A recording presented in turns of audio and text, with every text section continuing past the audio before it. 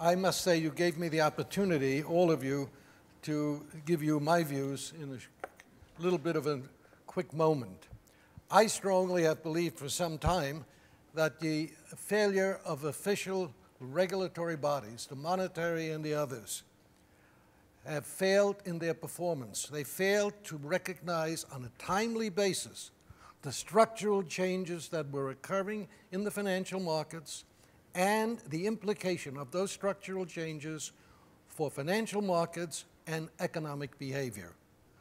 The dilemma is that these phases that occurred in changes in our financial markets were the driving forces behind the rapid growth of debt. I remember talking in the 1980s about growth of debt moving this way and GDP moving more moderately.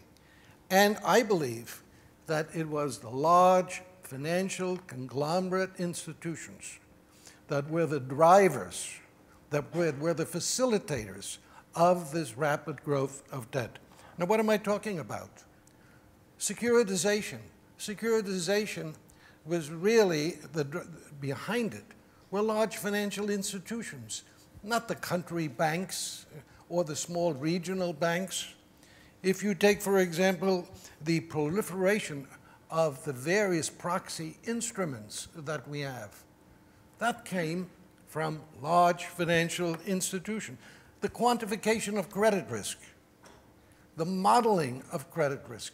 Yes, part of it came from academics, but it was the large conglomerate institutions that hired the academics that then accelerated the whole process of quantifying risk to 2 or 3 decimal points. And of course, even the entire idea of what is liquidity. Liquidity became a concept years ago in the traditional sense, asset-based. But large financial institutions were behind the drive of making it liability-based. Now, it is also, I think, true that what we're now trying to do is to preserve the large conglomerate financial institutions, the very drivers of the excess creation of debt around the world. Now, according to the reports in the United States, we're going to say that there are 50 financial institutions deemed to be too big to fail. What's left that is going to be allowed to fail? And if they fail, where are they going to go? To the big institutions that are deemed too big to fail. And then we have the proposal that each one of these large institutions is going to have a will by which it will be able to dissolve itself. Well, when that happens, that a large institution is about to fail and the government is going to take it over, who's going to receive those assets and liabilities over time? Other large institutions that are deemed too big to fail. So we are in the process of continuing the process of the misallocation of credit by allowing large institutions to dominate and to become even bigger. I believe institutions should be of a size that they are deemed not too big to fail. Now, I know that's a judgment call, but I think the other alternative is really worse, because in the other alternative, we are going to have a financial system globally that's going to become more volatile rather than less volatile, and is going to be more dominated than less dominated by the governmental process. Now, with that, I've taken up too much time, and instead of going into an interchange, let's go to the questions for the excess time that's going to be allotted to us today. Can I see a raising of hands back there? It's, I must say, very striking to me, even astonishing. I'm James Galbraith. And I find it very striking and even astonishing that at this late date, after the report of the Financial Crisis Inquiry Commission and many other studies, that we could have a panel on the supervision of large, complex financial institutions, and the word fraud would not be mentioned even once, and not even with the passion of some of the of the discussant's remarks, this word did not come up.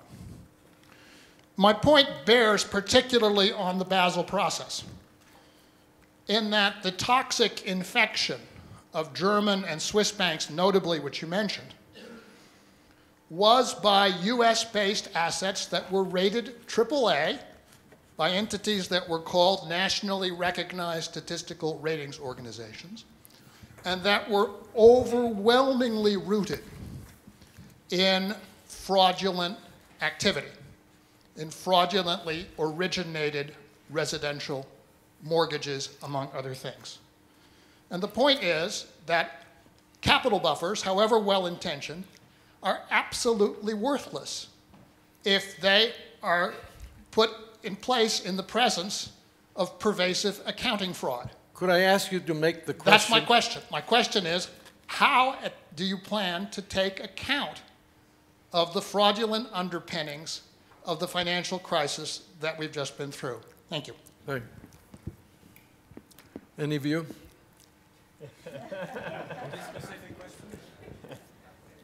Well, I cannot pass judgment on whether there was fraud or not in the specific example that you raised. What is true is that I would imagine that in most financial crises there is some form of fraud or other. I mean, it's part of it's the nature of the game. It's what happens during the boom, where all things are basically sort of thrown under the carpet. I would not see that as whenever it happens, I wouldn't see that as the main cause of the crisis. I would just see it as one of the other symptoms that takes place during those periods. Having said that, I mean, there is a lot of work which has been done in order to improve accounting standards, in order to improve auditing standards. And that, as far as I can tell, is the best that you can do going forward. But I think the illusion that we will not see fraud again in the next crisis, I think it is that. It's an illusion. We have a couple of other responses. You know, I by no means want to defend Dodd-Frank, but part of the legislation is proposing to create a consumer protection organization. And while its birth is still coming, there is some hope that that will prevent pervasive fraud in the future. So there is some hope. Anat, you wanted to say something? Well, I just wanted to say that the reason we didn't mention it is probably because it belongs in different countries due to other regulators like the SEC, people who are supposed to pursue crimes of this sort.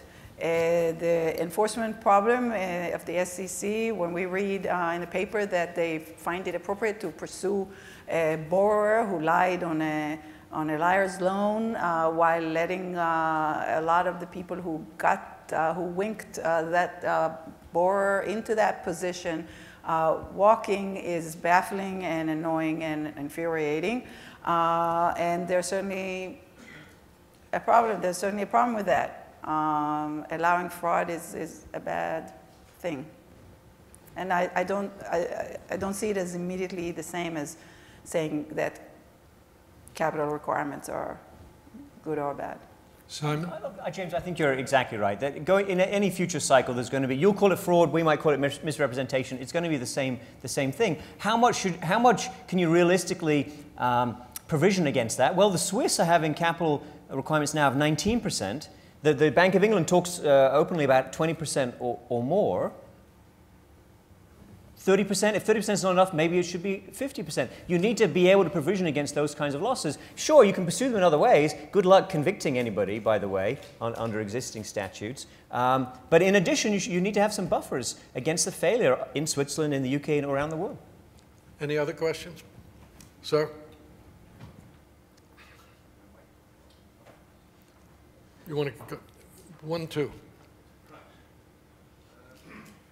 Yes, I'd just like to ask the panel quite clearly. It'd be unkind to say that we're now in a situation where we're in a situation where the slamming of stable doors after the horse has bolted is there. But The main point I'd like to say is, like myself, most people here would have seen the same issues that arose 10, 12 years ago. I mean, the contamination of the real economy is credit-fueled asset inflation. Now, just two questions on that. The first is, that is politically and electorally popular.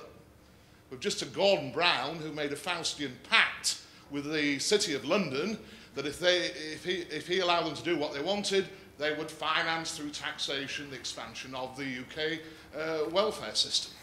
Right? Homeowners love their wealth going up. Politicians get re-elected when that happens. Okay? So that's one issue, is how do we deal with that when those vested interests and perverse incentives reassert themselves? The other factor, second question, I think, is where regulation can help, is that banks' lending strategies are not just driven by unlimited, unbridled, opportunistic greed, they're actually driven by competition.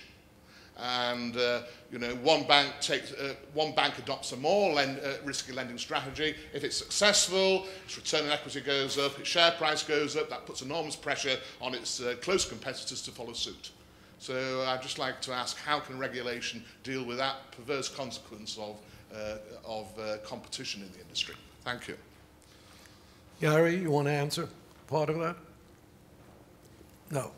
No. Well, right now, I mean, I believe that banks have something they can do, like make good loans.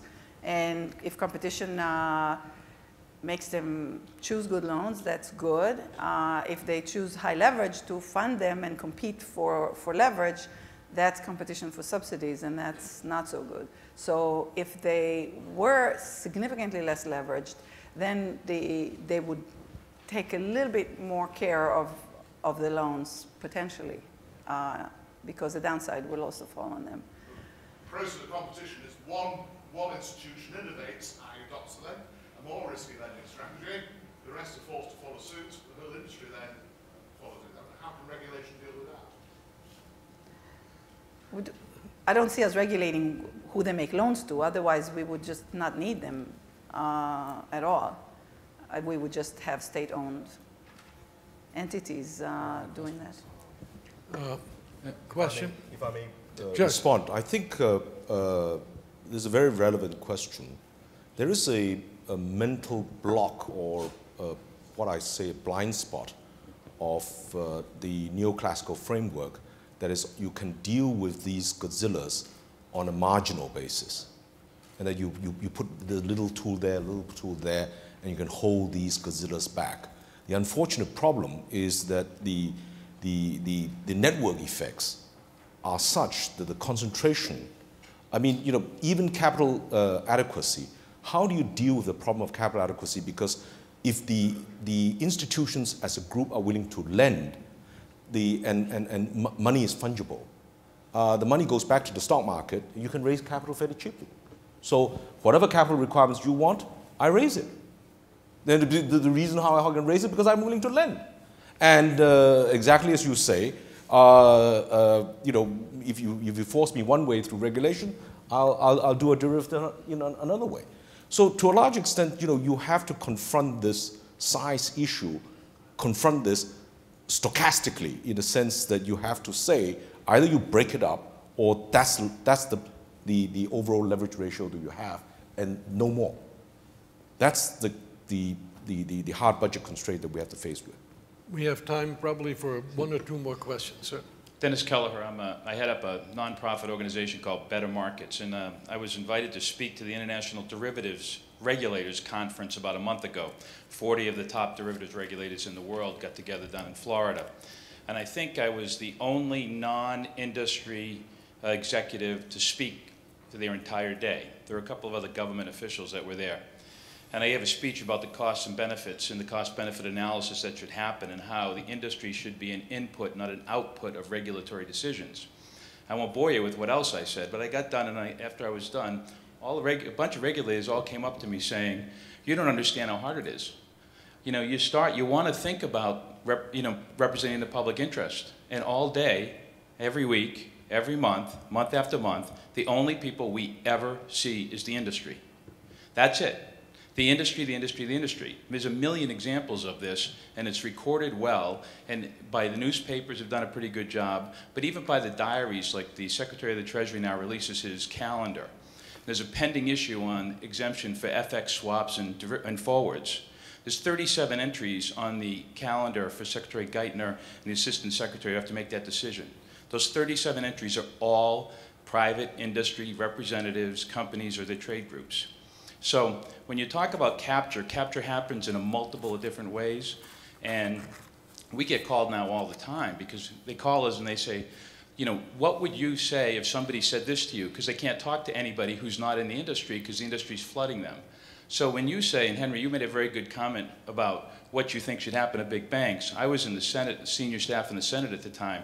We had almost nobody who wasn't connected to the big banks and the trade associations lobbying on Dodd-Frank.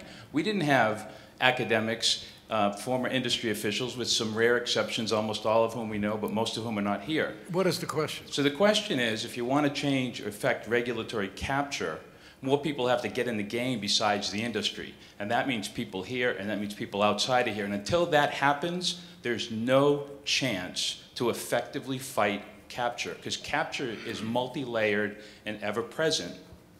Thank you. Could I just refer? Back there. Sorry. Yes. Yeah, Rodney, stand up. Yeah, Rodney. Rob Duggar, INET advisory board member, and I run a small investment consulting firm, and I want to thank panelists for bringing up the, Simon, particularly you, for clarifying the true cost in terms of fiscal indebtedness, 40% swing. And Andrew, in my work, I'm aware of a company within your jurisdiction. My clients are all East Asian asset managers. That systematically went through the S&P 500 a year ago,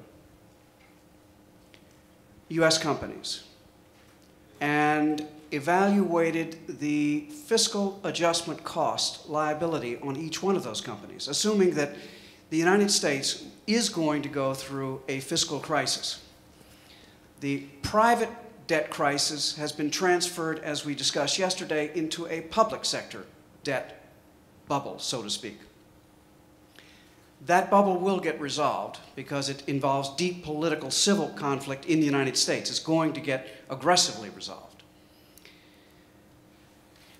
Asset managers are looking at US companies and attempting to assess which ones are going to be hurt or not hurt by increases in taxes and reductions in spending. They're calculating a kind of fiscal adjustment cost mortgage, a kind of FAC, FAC liability, and putting it on the balance sheets of US companies. Some of these companies, when you put this balance sheet, this off-balance sheet liability, so to speak, on the balance sheet, they're very nearly book equity negative. So in an important sense, my question is, now that we are aware of this fiscal adjustment risk, and investors around the world are taking this very practical step and looking at individual companies and asking who's going to get hurt and who isn't. Who's going to get hurt by important changes in how corporations are taxed in the United States, how household incomes are taxed, how subsidies to corporations for various purposes are eliminated, because that's what has to happen in a fiscal imbalance resolution. As the probability of fiscal crisis comes into the planning horizon of an investment fund, they begin to liquidate those companies. Corporate debt yields rise, and if they have to stay into dollars, they buy treasury. Treasury yields fall.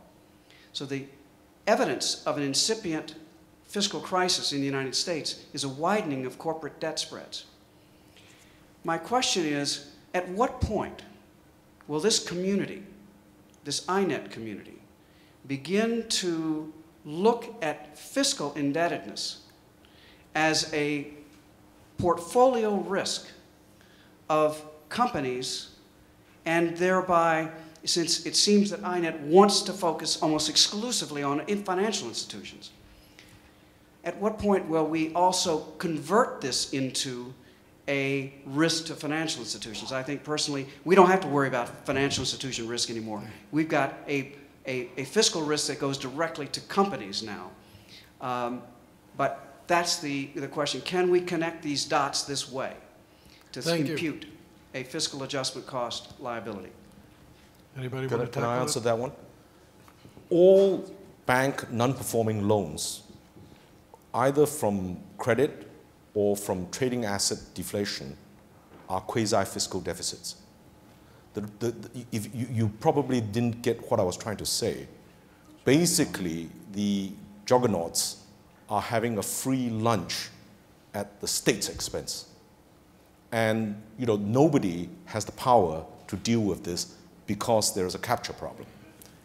And that capture problem, I would like you to refer you to a brilliant paper by two Australian regulators or professors called Ayres and Braithwaite on regulatory capture. What I think is tripartism, because he became convinced, the academics became convinced that you can't deal with capture relying upon the bureaucracy itself to do it, because they always get too close to the industry. Thank you. We have another response. Go ahead.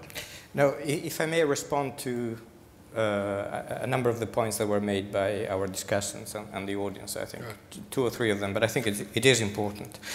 First of all, I think that one should, probably people do not really appreciate the extent to which Basel III is actually raising capital relative to where it was before.